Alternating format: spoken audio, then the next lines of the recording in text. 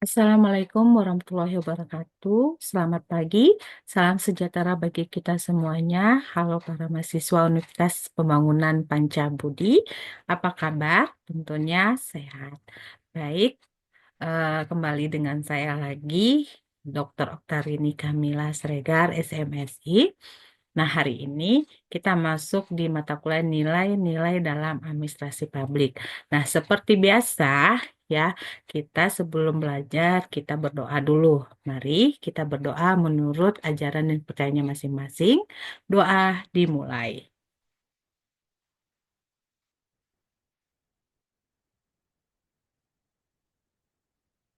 Baik, doa selesai.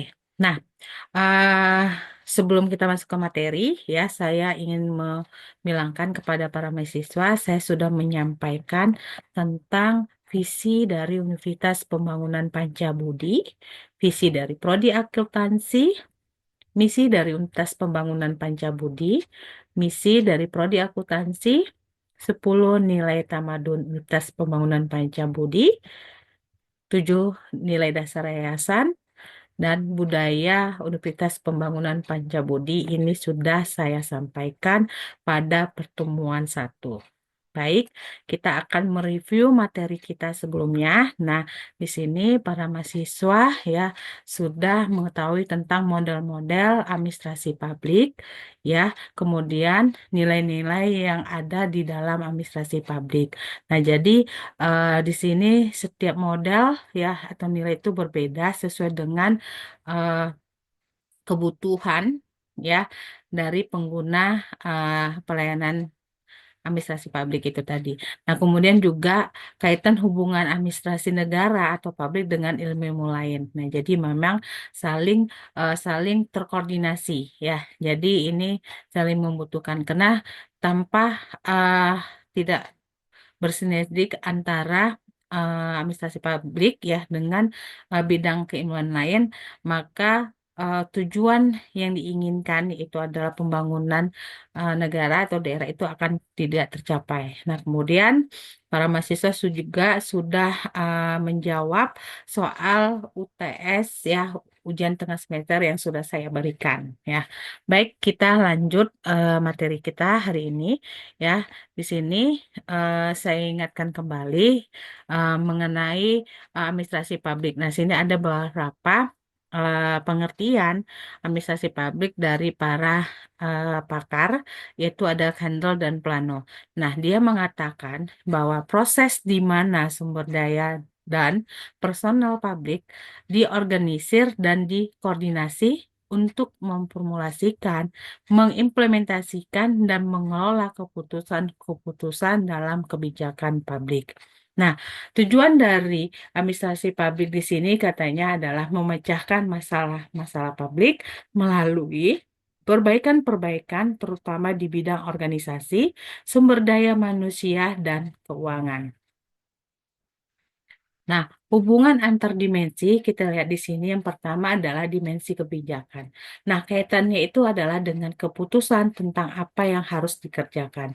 Nah, jadi dalam setiap decision making, pengambilan keputusan ini memang perlu adanya aturan atau kebijakan agar di mana keputusan tadi tidak menyelempeng ya dan tidak keputusan tadi tidak merugikan banyak pihak. Nah, artinya di sini pemerintah dalam membuat suatu keputusan kebijakan, maka harus dievaluasi kembali. Apakah keputusan ini tidak merugikan banyak orang, tapi malah membawa dampak keuntungan bagi masyarakat. Seperti itu. Nah, yang kedua adalah dimensi organisasi. Nah, di sini eh, pemerintah harus menentukan siapa yang akan mengimplementasikan kebijakan tadi. Nah, kebijakan ini cocoknya diberikan kepada siapa? Nah, dan untuk apa? Nah, seperti itu. Supaya apa? Nah, jadi itu tidak terhindar dari hal yang itu. Kenapa? Nah, supaya kebijakan itu benar-benar tepat pada orang yang membutuhkannya. Seperti itu. Tepat pada dalam penyelesaian masalah. Nah, itu. Nah, yang ketiga adalah dimensi manajemen. Nah, bagaimana menerapkan prinsip manajemen untuk implementasi? Nah, artinya dengan adanya kalau kita bilang fungsi dari manajemen itu adalah perencanaan, organisasi, actuating dan controlling, maka implementasi tersebut ya dalam pelayanan publik itu akan tercapai melalui dimensi penerapan manajemen yang optimal ya seperti itu. Nah, yang keempat itu adalah dimensi etika. Jadi sistem sensor dalam administrasi publik. Jadi perlunya ada eh, kode-kode ya etika dalam sistem sensor tadi supaya kita bisa membedakan. Setiap sistem memiliki peran yang berbeda-beda. Ya, jadi tidak mungkin dia memiliki peran yang multi. Nah, lebih dari dua peran. Nah, jadi seperti itu. Akhirnya ya sebenarnya bisa, tapi kan takutnya ya kan para mahasiswa takutnya itu akan membuat menjadi tidak efektif ya cara pekerjaannya itu tadi. Nah, yang kelima adalah dimensi lingkungan. Nah, faktor eksternal yang mempengaruhi organisasi. Nah, di sini kita perlu mengetahui apakah faktor itu ya eksternal di luar dari internal tadi, lingkungan tadi, benar nggak mampu memberikan peran yang positif. Nah, kalau ternyata perannya itu negatif, nah maka itu yang harus dihindari seperti itu. Akan berdampak kepada organisasi itu tadi seperti itu. Nah, yang keenam adalah dimensi kinerja. Jadi penilaian hasil dan akuntabilitas.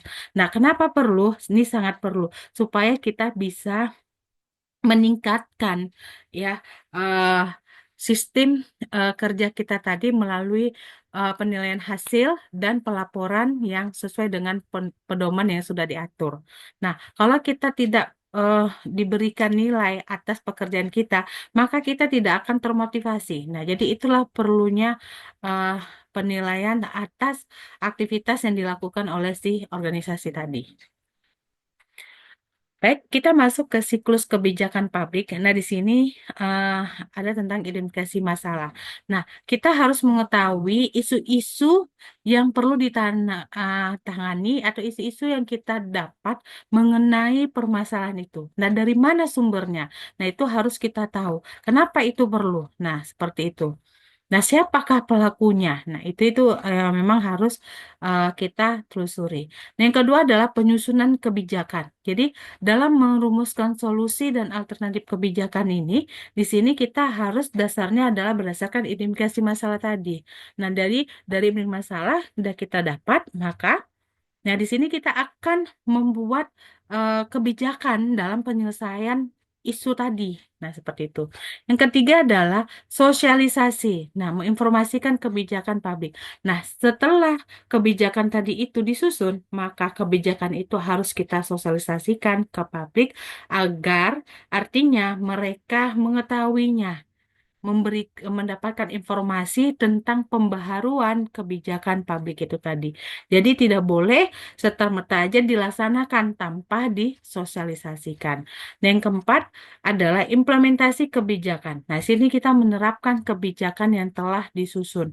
Nah, artinya kebijakan yang sudah disusun kemudian disosialisasikan. Nah, kita lihat apakah benar dengan adanya kebijakan ini bisa menyelesaikan permasalahan yang ada tadi.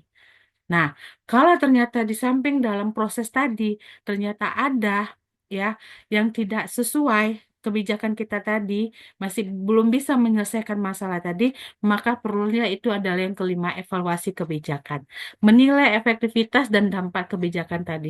Kalau ternyata tingkat kelemahannya itu hanya di bawah 50%, maka harus kita selesaikan. Tapi ya selesaikan ya kita perbaiki evaluasi. Tapi kalau ternyata di atas eh, 70 ya itu berarti kita harus membuat kebijakan yang baru lagi, berarti tidak bisa dilanjutkan. Nah, nggak cocok. Tapi kalau misalnya masih di bawah, maka kita evaluasi perbaikan sedikit tadi. Nah, yang keenam adalah tindak lanjut, jadi melakukan perbaikan dan ataupun peninjauan ulang kebijakan. Nah, ini yang saya bilang. Nah, ini khusus kalau jika dia sampai di atas 70, ya bahwa kebijakan ini benar-benar tidak berguna, nah itu harus melakukan tinjauan ulang kebijakan. Kenapa gitu. Tapi kalau masih dia di bawah 50, kita masih memperbaikinya, maka uh, lebih bagus nah kita memperbaiki uh, kebijakan itu ya istilahnya. Oke. Nah, kita masuk ke peran administrasi publik. Di sini ada 4. Nah, yang pertama adalah pengaruh ekonomi. Nah, Karpolyani berpendapat bahwa katanya kondisi ekonomi suatu negara itu sangat bergantung kepada dinamika administrasi publik. Ya, kenapa? Karena di sini adanya kebijakan yang dibuat oleh pemerintah.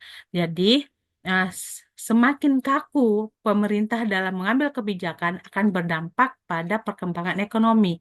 Nah, artinya di sini pemerintah harus benar-benar selalu update ya dalam kondisi keadaan eh, eksternal ya yang membuat tidak menjatuhkan ekonomi tadi. Jadi pemerintah dalam membuat suatu kebijakan publik harus benar-benar diperhatikan gitu. Nah, yang kedua adalah kestabilan negara. Nah, administrasi publik sangat menentukan kestabilan, ketahanan dan kesejahteraan suatu negara. Nah, kenapa saya bilang? Nah, karena ini ya merupakan tombak ya puncak di mana keberhasilan suatu negara tadi. Nah, jadi kebijakan publik memang benar-benar dibutuhkan ya seperti itu. Ketiga adalah pemberdayaan masyarakat. Nah, di si Pedrik mengatakan bahwa ya peran administrasi publik sangatlah vital dalam membantu memberdayakan masyarakat dan menciptakan demokrasi. Nah, jadi memang dalam memberikan kebijakan, pemerintah harus lebih-lebih hati-hati ya, karena ini akan berdampak kepada bukan satu orang, tapi seluruh masyarakat tadi. Nah, kemudian kepercayaan publik. Jadi, administrasi publik sangatlah berperan dalam menjaga kepercayaan publik. Jadi, sekali pemerintah mengeluarkan kebijakan, di mana kebijakan itu adalah sangat merugikan masyarakat, maka masyarakat akan tidak percaya dan masyarakat akan merasa bahwa menyesal bahwa pemerintah tidak mendukung keinginan masyarakat. Nah, seperti itu. Nah, oke, kita masuk di kegiatan administrasi publik. Nah, di sini ya, ada 3, ada aspek strategis, keberhasilan pemerintah dan kepentingan publik. Nah, aspek strategis ini di sini kita administrasi publik tidak hanya menyangkut aspek manajemen, tetapi juga dimensi-dimensi strategi lain, contohnya penataan kebijakan publik, organisasi, pengembangan moral dan etika, adaptasi lingkungan, dan pengembangan akuntabilitas kerja. Nah, ini yang harus memang diperhatikan ya dalam pengambilan kebijakan publik. Nah, yang kedua keberhasilan pemerintah. Nah, alasannya kenapa? Di sini kita lihat adalah the work of government.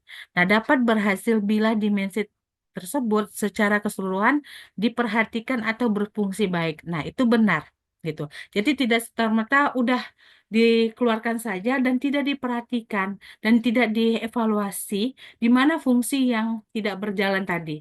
Nah, dengan adanya evaluasi atau monitoring akan menjadi lebih sempurna ya istilahnya kebijakan yang dikeluarkan oleh pemerintah tadi. Nah, yang ketiga adalah kepentingan publik. Kegiatan administrasi publik bertujuan untuk memenuhi kepemimpinan publik atau secara akademik dikenal dengan adalah public interest. Nah, jadi uh, di sini kebijakan yang dibuat oleh pemerintah itu kalau bisa adalah kebijakan tujuannya untuk kebersamaan gitu. Jadi dengan menciptakan kesejahteraan masyarakat. Oke, kita lihat perbedaan administrasi publik dan swasta. Nah, kalau kita lihat di sini di orientasinya bahwa uh, administrasi publik itu melayani kepentingan publik. Nah, berarti balik untuk administrasi swasta dia akan lebih melayani kepentingan swasta. Nah, tujuannya di publik dia tidak memikirkan keuntungan, no profit oriented. Ya, tapi dia mensejahterakan masyarakat. Sedangkan di swasta, dia berorientasi kepada keuntungan, profit.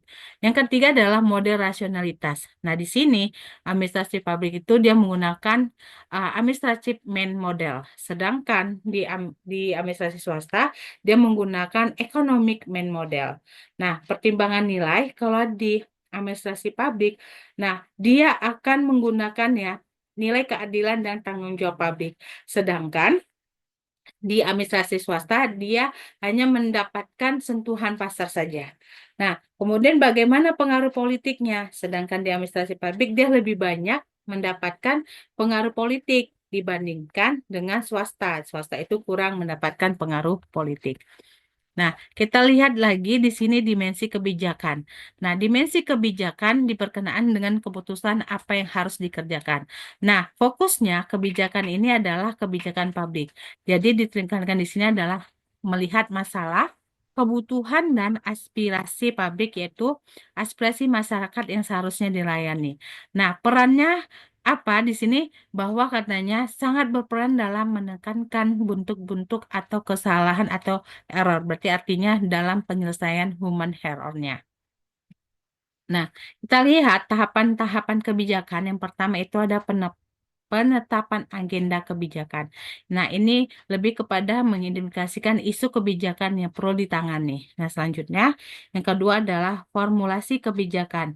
Nah, dia akan melakukan uh, merumus alternatif-alternatif kebijakan yang akan dilakukan oleh si organisasi tadi. Yang ketiga ada adopsi kebijakan. Nah, di sini dia berhak untuk choice memilih dan kemudian menetapkan kebijakan yang akan diimplementasikannya. Nah, mana yang sesuai ya, sesuai dengan program tadi. Nah, yang keempat, implementasi kebijakan. Nah, di sini dia akan menerapkan kebijakan yang telah diadopsi. Nah, setelah tadi sudah diadopsi, maka dia akan implementasi bagaimana kebijakan itu. Nah, kemudian kelima adalah penilaian kebijakan. Nah, dia akan melakukan evaluasi efektivitas dan dampak kebijakan atas implementasi kebijakan yang dibuat tadi. Nah, kita lihat di sini analisis kebijakan. Itu yang pertama adalah identifikasi masalah. Nah, di sini dia akan menggambarkan isu atau masalah yang penting dihadapi. Nah, yang kedua adalah identifikasi alternatif. Di identifikasi alternatif, di sini adanya alternatif kebijakan yang dapat dibandingkan. Nah, dia akan membandingkan uh, kebijakan yang sebelumnya dengan akan yang dibuatnya. Yang ketiga, seleksi alternatif. Nah, di sini ya terakhir adalah tahap di mana memilih alternatif terbaik berdasarkan kriteria yang rasional. Nah, jadi dalam tahap identifikasi masalah, output yang diharapkan adalah uh, menggambarkan isu atau masalah yang penting dihadapi. Jadi dukungan data dan informasi yang jelas, termasuk siapa saja yang akan mengalami masalah dan dampak yang akan timbul bila tidak diinvestigasi segera. Baik, nah kita masuk di implementasi kebijakan. Nah, implementasi di sini berkenaan dengan kegiatan yang diarahkan pada realisasi program. Nah, ini menurut si Gordon. Nah, juga dia mengatakan administrator mengatur cara untuk mengorganisasi, menginterpretasikan, dan menerapkan kebijakan yang telah diseleksi. Nah, menurut Godgin ya, bahwa implementasi dapat dibedakan dalam tiga generasi, yaitu generasi pertama, kedua, dan ketiga. Nah, kita lihat menurut si eh, Wimmer dan Aiden ya, bahwa faktor keberhasilan, ya di sini dia menjelaskan bahwa ada tiga faktor umum yang menentukan keberhasilan. Yang pertama, logika yang digunakan oleh suatu kebijakan. Nah, bagaimana kita melihat kebijakan itu, apakah memang secara rasional bisa menyelesaikan masalah tadi dan tidak merugikan sebelah pihak. Yang kedua, hakikat kerjasama yang dibutuhkan. Nah, kerjasama yang baik akan menghasilkan suatu kebijakan yang bagus pula. Nah, artinya kebijakan dibuat atas kesepakatan antara pemerintah, masyarakat, dan swasta. Nah, yang ketiga adalah ketersediaan sumber daya yang memiliki kemampuan. Nah, di sini siapa saja yang uh, yang memiliki uh, kemampuan ya dalam menganalisis kebijakan tadi. Nah, apakah kebijakan ini memang layak ya dan cocok untuk dilakukan? Nah, itu. Nah, itu merupakan salah satu eh, kebijakan itu berhasil ya. Seperti itu. Oke. Selanjutnya kita masuk monitoring dan evaluasi kebijakan. Di monitoring di sini adalah di mana proses yang dilakukan pengamatan langsung ke lapangan dan hasil-hasil sementara untuk dinilai tingkat efisiensi dan efektivitasnya. Nah, sedangkan evaluasi di situ adalah digunakan untuk mempelajari hasil yang diperoleh dalam suatu program yang dikaitkan dengan pelaksanaannya, mengendalikan tingkah laku dari orang-orang yang bertanggung jawab terhadap pelaksanaan program dan mempengaruhi respon dari mereka yang berada di luar lingkungan politik. Nah, di sini kita lihat uh, ada 4 yang harus diperhatikan dalam melakukan monitoring dan evaluasi kebijakan. Pertama, isu penting dalam evaluasi kebijakan, ya, ataupun isu etika kebijakan. Kemudian, isu kualitas, efektivitas, dan kapasitas kebijakan. Yang kedua, kemudian isu paradigmatis dan isu kepalsuan kebijakan. Nah, baik, dimensi manajemen. Nah, di sini apa sih yang dimaksud dengan dimensi manajemen? Nah, ini berkenaan dengan bagaimana menerapkan prinsip manajemen untuk mengimplementasikan kebijakan publik. Nah, pengaruhnya ya pada perkembangan manajemen publik itu tidak dipengaruhi oleh 3 pandangan, yaitu manajemen normatif, manajemen deskriptif, dan manajemen publik. Nah, kita lihat di sini. Manajemen kebijakan di sini adalah menentukan program dan proyek yang akan ditangani. Nah, di manajemen SDM adalah dia akan melakukan pengolahan jumlah, jenis, kualitas, dan distribusi sumber daya manusianya. Nah, untuk manajemen keuangan, di sini kita yang perlu kita perhatikan adalah perencanaan, alokasi, dan pengendalian dana. Nah, kemudian pada manajemen informasi, di sini adanya pengolahan data untuk pengambilan keputusan. Dan terakhir, manajemen hubungan luar, ya, ini membentuk jaringan yang sehat dengan pihak eksternal. Seperti itu. Oke, kita lihat isu penting dalam manajemen publik. Nah, di sini katanya eh, keterlibatan sektor swasta dan masyarakat. Jadi, masalah dengan adanya keterlibatan sektor swasta dalam pelayanan publik masih menimbulkan polemik. Kenapa? Karena warga, masyarakat, pelanggan atau klien itu sebagai penerima layanan terus mengeluh tentang ketidakprofesionalan dalam memberikan pelayanan publik. Nah, kalau kita lihat di sini manajemen yang akuntabel itu seperti apa? Nah, kita lihat di sini ada yang pertama kompetensi standar dalam tugas pekerjaan, pengukuran kerja, pengorganisasian dan pengontrolan sumber daya. Nah, kemudian sistem monitoring dan evaluasi, kemudian sistem insentif dan disinsentif. Nah, jadi eh, bagaimana caranya komitmen dan profesional? Nah, komitmen dalam pemberian pelayanan publik sangatlah rendah katanya. Jadi, komitmen kepada kepentingan para penerima layanan seperti masyarakat kurang diperhatikan. Maka di sini pemerintah harus benar-benar memperbaiki manajemen tadi agar pelayanan masyarakat tadi benar-benar mendapatkan pelayanan yang sangat prima. Oke. Baik, sekian materi kita pada hari ini. Ya, saya juga sudah mengirimkan materi kita di portal. Silakan mahasiswa eh, yang tidak ini ya dibaca-baca kembali ya.